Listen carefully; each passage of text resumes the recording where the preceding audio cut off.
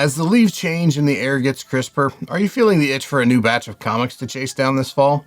Well, fear not, my fellow comic enthusiasts, because I've got just what you need. Today, we're here to unveil the first top 10 comics list that might just help you refresh your autumn want list, and all while sticking to a sensible $100 budget. Stay tuned as we navigate through 10 budget-friendly selections to enhance your comic collection this autumn. Now, let's get to the books. Kicking off our list is an affordable alternative to one of DC's more valuable releases from the last 25 years. Coming in at the number 10 spot is Batman Beyond number 1. Well, more specifically, the Batman Beyond Special Origin issue. Batman Beyond number 1 was originally released back in March 1999, and a first print is bringing upwards of $400 in the current market. That's the beauty of the Special Origin issue. It was published in June 1999 and was intended to be a giveaway promotion for comic shops, and thankfully it costs just a fraction of the price of the first print. The main difference between the two is a large white box was added to the bottom left corner of the book where the stores could stamp their information. Another version came out in October of 1999. This was also another promo, but this time the promotion was for Six Flags theme parks. Like the first print, the promo Batman Beyonds have Bruce Timm covers with an interior story scripted by Hilary Bader, and it was drawn by Rick Burchett. This issue introduces us to Terry McGinnis, who would officially suit up as Batman in the following issue of Batman Beyond. A copy of either the Six Flags promo edition or the Special Origin issue will run you between $75 and $80 in today's market, which is just a fraction of the cost of that first print. Coming in at the number 9 spot is a book that got hot a while back when Netflix was bringing us some of the best Marvel content there was, but now it's fallen on some hard times. Alias number 1. Jessica Jones was a fantastic part of the Netflix Marvel lineup, and the character makes her first comic book appearance in this issue. Published as part of Marvel's Max line and cover dated for November of 2001, Alias number 1 actually hit the stands on the final new comic book day before 9/11, on September 5th, 2001. The issue's story was written by Brian Michael Bendis, and it was drawn by Michael Gaydos. The cover was provided by David Mack in his signature painting style. In addition to being Jessica Jones's first appearance, the character also meets Luke Cage for the first time in this issue, and just in case you don't know, the pair would go on and be married in June 2006's New Avengers Annual number 1. At its peak, this book was selling for well over $100 raw, and 9.8 copies peaked in the boom at just over $450. In the current market, that same 9.8 is averaging out at just a meager $234 over the last 90 days, while raw high-grade copies can now be had for right around $75. And at that price, Alias number 1 is worth picking up if you're a fan of the character or the Netflix series. As I mentioned in the intro, it's officially fall. The pumpkin spice has been unleashed, the leaves are starting to turn, and I have officially put out my Halloween McNugget buddies to celebrate the impending arrival of one of my favorite holidays, Halloween. And speaking of Halloween, the debut issue of Chaos Comics' Halloween series is our number 8 book. Cover dated for September 2000, Halloween number 1 is the first comic book appearance of everyone's favorite slasher, Michael Myers. The issue features a classic photo from the Halloween film as its cover image. While Phil Nutman and Daniel Ferrens handle the story duty, David Brewer tackles the interior pencils for this issue. As popular as horror movies were in the 1980s, it's hard to believe so many of the well-known horror icons failed to make their way into comics for so many years. Halloween was released in 1978, and it took 22 years for Michael Myers to break into the comic book medium. This issue also has 3 notable variant covers, with 2 of the 3 actually being more affordable than the A photo cover. However, the limited to 2,500 copies chrome cover does come in a bit higher than our featured A cover at $100. For the A cover in the current market, it's going to set you back in the neighborhood of $75, though in my experience, books like this tend to see a bit of a seasonal bump in value, so don't be surprised if you encounter something closer to that $100 mark during the Halloween season. One of the benefits of the recent price correction in the comic market is that a lot of books that priced out collectors during the boom are continuing to settle back to their pre-boom values. Our number 7 book is a great example of such a book, Young Avengers number 1. Published by Marvel with a cover date of April 2005, Young Avengers 1 is a lot like Avengers 1 in that whereas the Avengers team was first introduced in Avengers 1, Young Avengers 1 is the first appearance of the Young Avengers team. But unlike Avengers number 1, Young Avengers number 1 is absolutely loaded with real first appearances. Debuting in this issue are Iron Lad, Hulkling, Patriot, Wiccan, and Kate Bishop. We've already seen a few of these characters along with Cassie Lang, who would join the team in subsequent issues in the MCU, and there's been a lot of speculation that Marvel is actually working towards piecing this team together on the big screen. The story, which is titled Sidekicks Part 1, was written by Alan Heinberg and drawn by Jim Chung. Prior to the boom, 9.8 copies of Young Avengers number 1 sold for between $200 and $250 at its peak. During the boom, that same 9.8 sold for just under $1,300. Unfortunately for that buyer, the bottom's absolutely fallen out of this thing, and 9.8s are back to averaging just $332 over the last 90 days.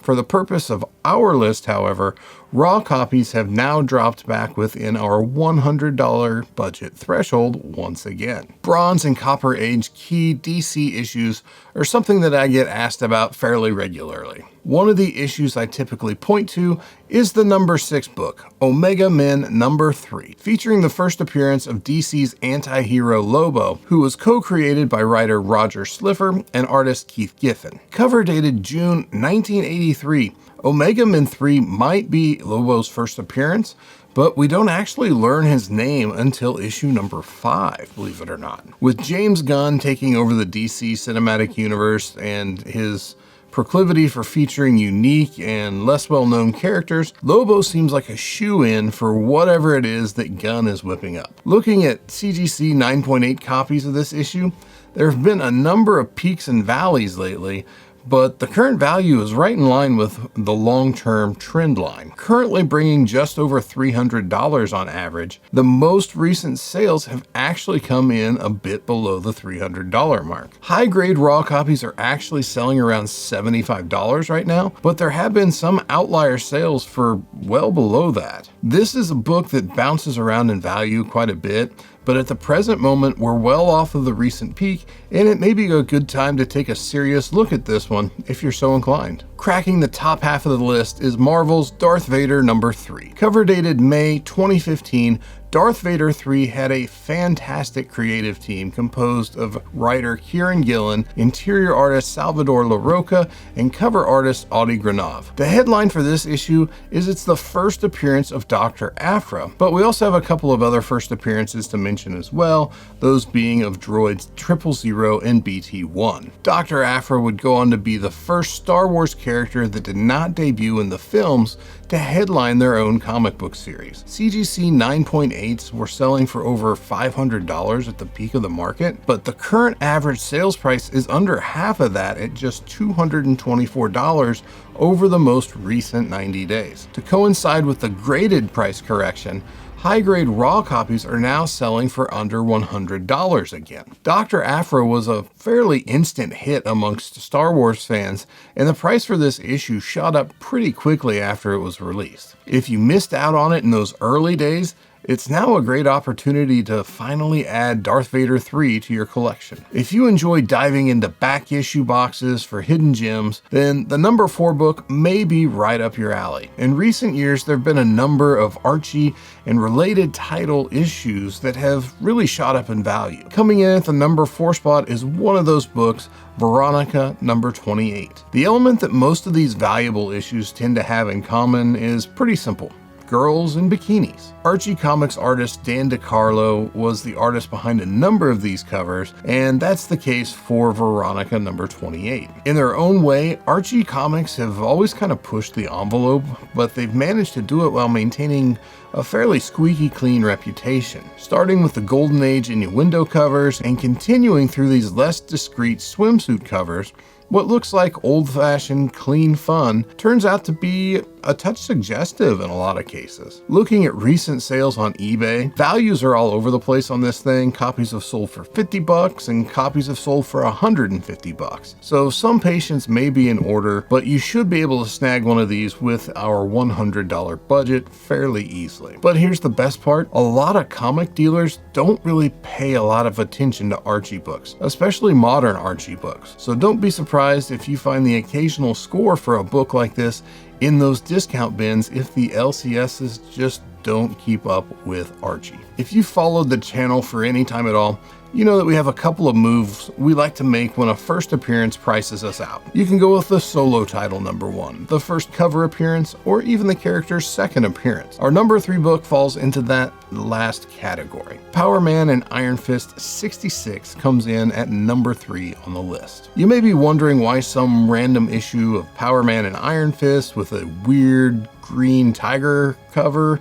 is on the list. Well, it's here because it's the second appearance of Sabretooth. And on top of that, believe it or not, that weird green tiger cover I was just talking about was drawn by Frank Miller. This December 1980 issue of Powerman and Iron Fist was written by Joe Duffy and featured interior pencils from Kerry Gamble. The best part about this book is that it's one of the most affordable books featured on the list. High-grade raw copies will only set you back around $60 or $65 right now, though this may be one of those rare instances where I actually recommend that you go with a graded copy, as the current 90-day average sales price for a CGC 9.6 is just $82. I can guarantee you can't touch a copy of Iron Fist 14 in any shape for that amount of money. If you've spent any time at all on Instagram and the comic book space recently, you've probably noticed something new making the rounds. Bronze Age horror. Freshly resurrected from the mass grave that we call the discount bins, Bronze Age horror is fetch, and there are a lot of people trying to make it happen. While I want to caution you against the urge to FOMO into these books, and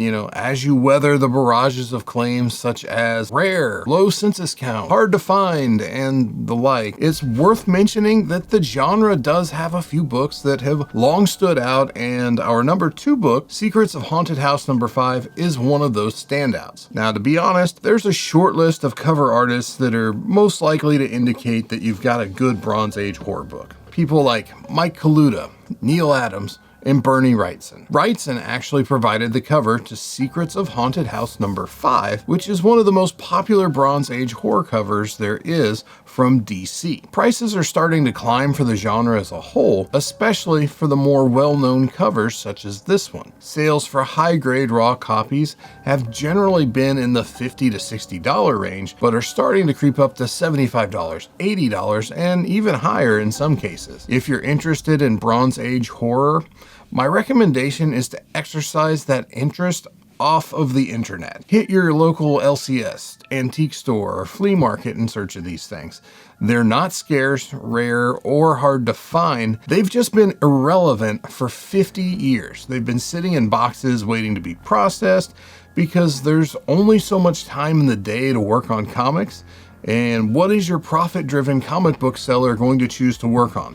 Superhero books that always have steady demand, or a bunch of obscure horror titles from the 1970s that just take up space in discount bins? I can answer that for me.